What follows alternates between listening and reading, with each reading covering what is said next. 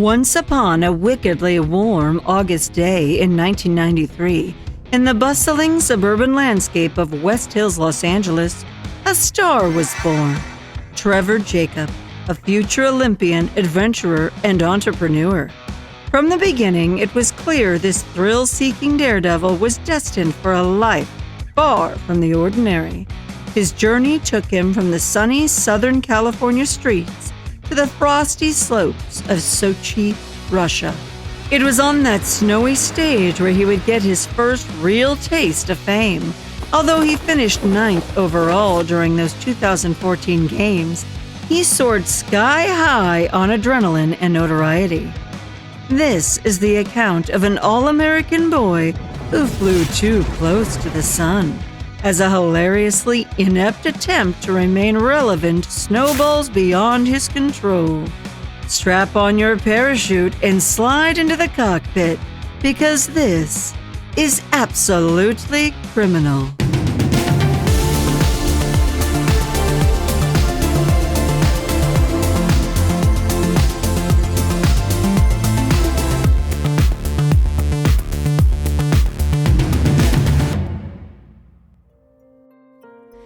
Trevor Jacob embarked on a life journey that would take him from the modest hills of home to the mammoth lakes of the Sierra Nevadas.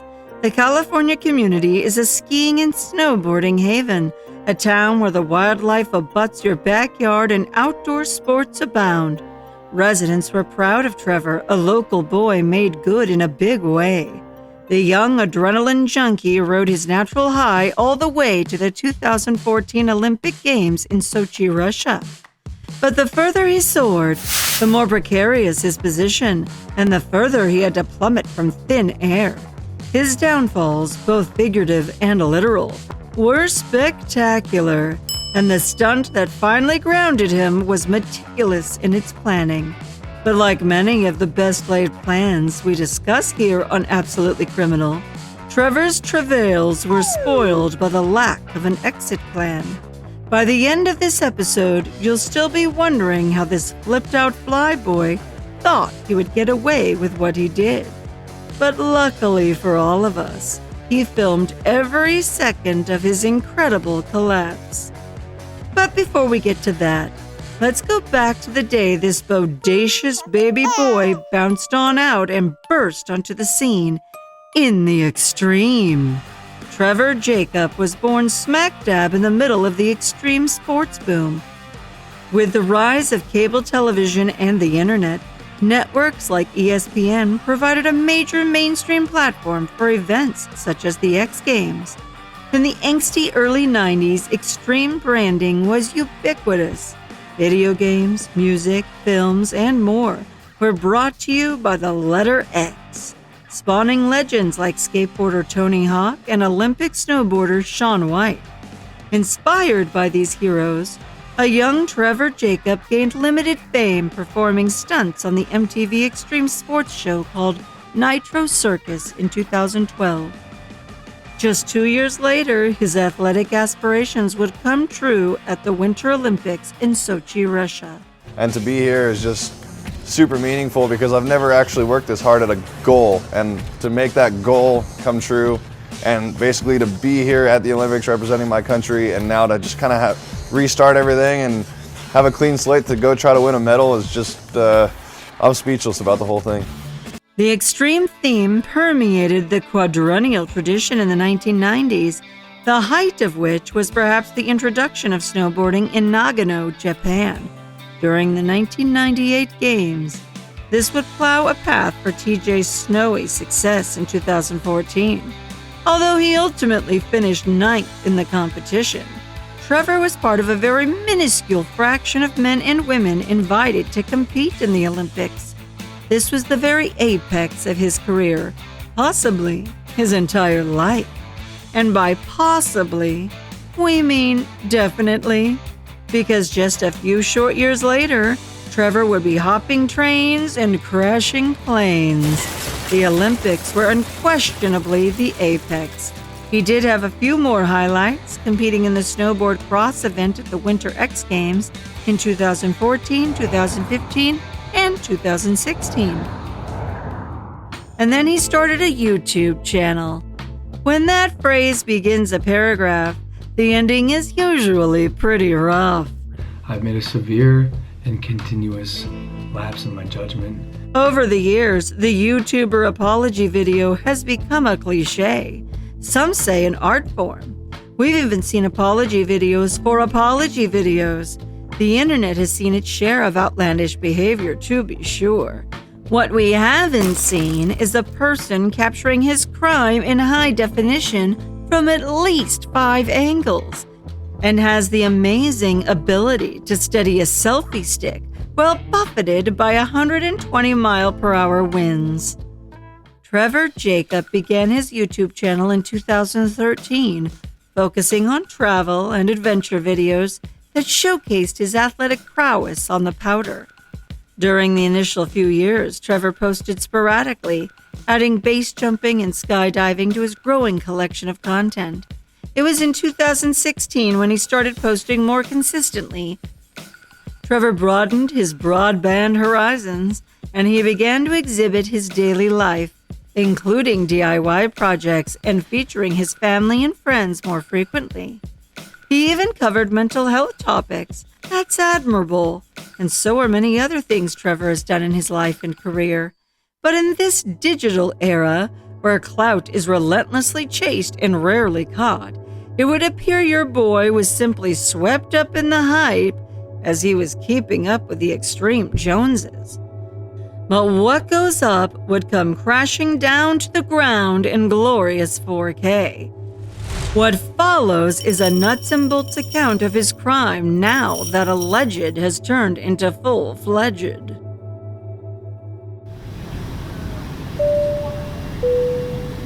While our plane taxis over to the runway today, please consider subscribing by pressing the red button located on the screen directly in front of you. When you press the subscribe button on your right, you'll notice a thumb in the upward orientation and a reminder bell. Before turning off your electronic devices, make sure YouTube is set to send you notifications because you don't want to miss a thing. We realize you have many choices in true crime channels, and we thank you for flying with Absolutely Criminal. Actually, you might want to keep those electronic devices powered on, at least for the next 15 minutes. Now that we've reached our cruising altitude, tilt your chair back and relax as we head deeper into turbulent skies. As the wind whispered through the deserts of California on that late November day, one man knew a secret known by no one else on Earth. However, almost immediately, the secret was open wider than the cockpit door of this perfectly good airplane. The pseudo-stunt pilot was Audi 5000 of his Taylorcraft BF-65. It's a 2-seat, single-engine light aircraft that was part of the larger family of planes which were built in large numbers in the years before and during World War II. The following YouTube video is remarkable and historic in many ways. For one, picture this. It's 2 days before Christmas in 2021, and our good friend is carrying around a secret like a lump of coal in his stocking. At some point during those 24 hours on December 23rd, Trevor thought it would be a good idea to upload this video with footage from the flight that day. The FAA would eventually be combing through the visual evidence as part of their investigation. But as you'll see for yourself, the investigation was really just a formality in this case. The Federal Aviation Administration has lots of tools at their disposal to keep our skies safe, but their work in this instance was done largely by the suspect himself. You won't need a pilot's license to spot the anomalies in this flight. You've learned more than enough from movies and TV in order to solve this cockpit conundrum. Let's take a look. As the video begins, our hero rolls down the runway in his Taylorcraft and soars to the skies. The air is crisp, and the views are vast as Trevor takes off on his journey to internet infamy. He shows us the ashes of his fallen friend, Johnny Strange, and he's on a mission to distribute the fellow daredevil's remains over the California desert. It appears some ashes may have already been scattered somewhere in the transfer from urn to Ziploc baggie. But I digress. Sadly, the real mission in Trevor's mind isn't to distribute his friend's cremains. In reality, it was a theater of the skies, captured from multiple angles for maximum impact. He would achieve his goals, but the final product fell short of authentic. The plane's propeller begins to slow and eventually stop. While we're no experts at aviation, we presume the next step would be to contact the ground or, try to restart the engines. There's undoubtedly some kind of checklist for this, but clever Trevor seems to be more concerned with how the cockpit door is functioning. Wait a minute. Let's take it back a few seconds. You can see the doors open before the prop comes to a stop. It reminds us of the end of a high-speed pursuit where the criminal opens the car door on the fly in anticipation of making a run for it. And hang on, he's got a parachute rig strapped to his body. That's just an insurance policy, right? Well, that's doubtful. While it's not completely unheard of for a pilot of a small aircraft to wear a parachute, it is not a common practice under almost all circumstances. Parachutes are generally used in specific scenarios, such as conducting aerobatics or flying gliders. However, for most general aviation flights, like a small private plane flying from point A to point B, pilots typically do not wear parachutes. The reason is that in most emergency situations, it's safer and just more practical to attempt an emergency landing, rather than peace out the instant the engine dies. And of course, let's see that exit again from another angle. Thank you. And we're just getting started. But before this turbulence takes over, let us know in the comments below. How do you think Trevor imagined the situation working out when he uploaded this video? And if you're a pilot or aviation buff, give us your take on Trev. Okay, so when last we left him, Trevor Jacob had abandoned all hope. With a seatbelt dangling out the door of his airplane, he made his way out the door and into the rushing air, salvaging his selfie stick, even skillfully sliding it from one hand to the other to get the very best shot. The survivor of this near-death experience looked back at his pilotless vintage airplane. It had survived World War II, yet was about to be trashed by a two-faced takeoff artist. Both Trevor and Taylor Craft were now governed by gravity, falling to the earth on separate trajectories. He would later say the plane came back around and almost hit him. We'll let you be the judge, but the footage doesn't seem to support that story. Also, remember Trevor's goal here was to sensationalize and go viral. So if that aircraft got even remotely close to him, we would have seen a replay from 6 different angles. Indeed, there are a few minutes of real-time footage missing. Was that because it was uneventful, or because something transpired that he didn't want you to see? One thing he failed to hide, however, the parachute wasn't the only object Trevor bound to his body that day. It is the fire extinguisher strapped to his leg. That's right. You can plainly see the outline of the cylindrical cinder snuffer through Trevor's pant leg here. As both Trevor and Taylor Craft fell from the sky, one of them would bite the dust at 110 miles per hour.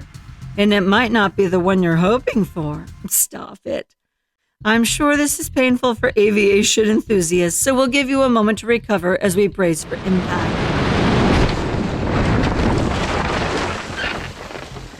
Okay, back to the world of the living. Following a narrow mist that existed only within his neurons, the parachute opens and Grifter turns drifter, floating down toward his felonious future back on our planet. But his pseudo-struggle had just begun. Will he survive the gnarly bushes? Ow!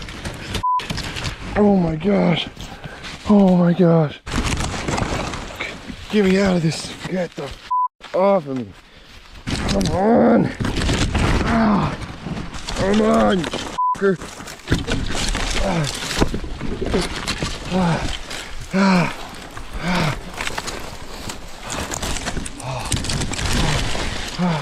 Just get the f out of here, you mother. Oh, oh, f dude. Holy shit. Holy fucking shit.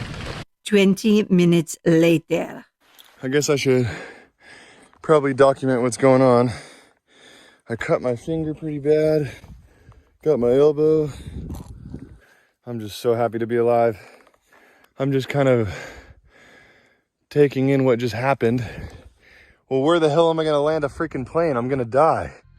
From an altitude of 10,000 feet, a small plane like Trevor's Taylorcraft could be expected to glide approximately 17 miles. This would have given him more than enough time to either restart the engine or find an emergency landing site. No parachute needed. That's just not extreme enough for Trevor Jacob. Ow! Ow! Ow! Oh! I've called for help multiple times. I don't have any service. And by the way, that myth that 911 works when you don't have phone service is total BS. That myth he's talking about, where 911 works without phone service? That means that even if you don't pay your cell phone bill, you can at least summon emergency services if you're in range of a tower. Literally, no one thinks you can beam your 911 beacon magically through the ether. Next, our protagonist marvels at the sight of his crashed aircraft.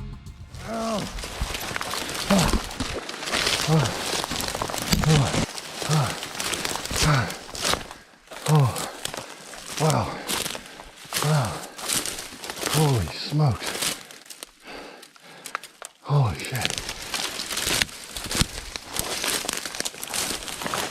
Oh, there's literally nothing. No anything. No water. I had a water jug in the back. Oh my gosh, dude. I have no idea where I am.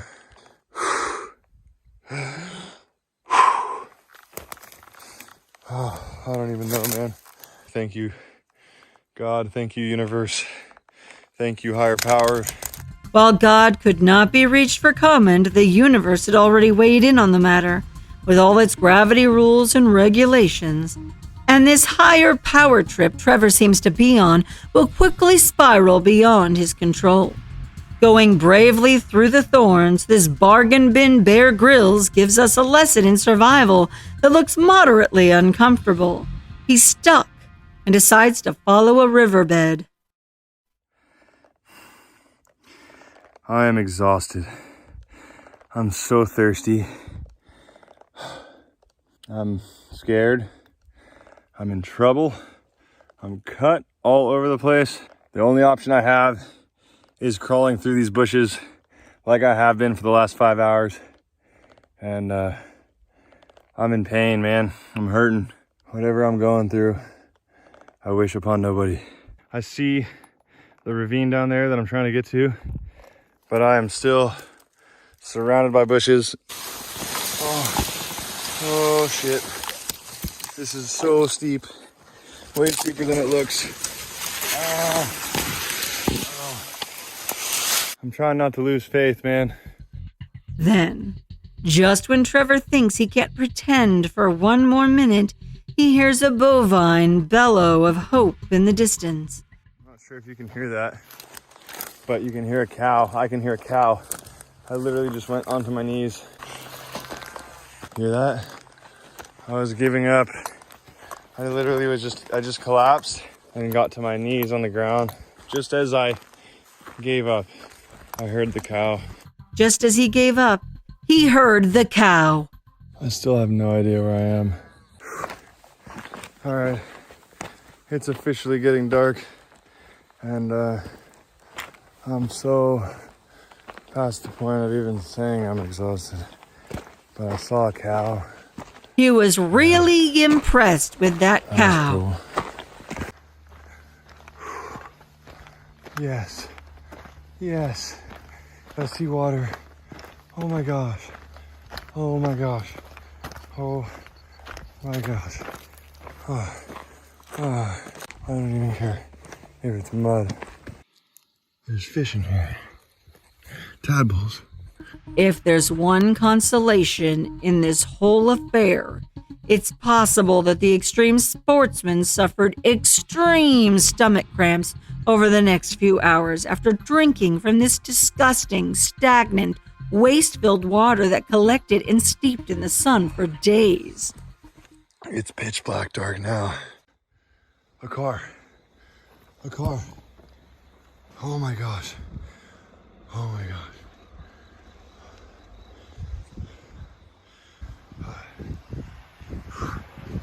Hello.